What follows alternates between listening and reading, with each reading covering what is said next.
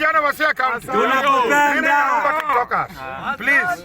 Hello. Naomba TikTokers. Ruto ni president. Wacha malize hii tamu yake afanye nini? Tuangalie vitu yenye tunaongea hapa. Kwa sababu tunapea viongozi wetu kazi ngumu. Saa hii Kawala inabidi arudi atakuwa anaenda kotini. Si atawacha kazi zake akienda kotini.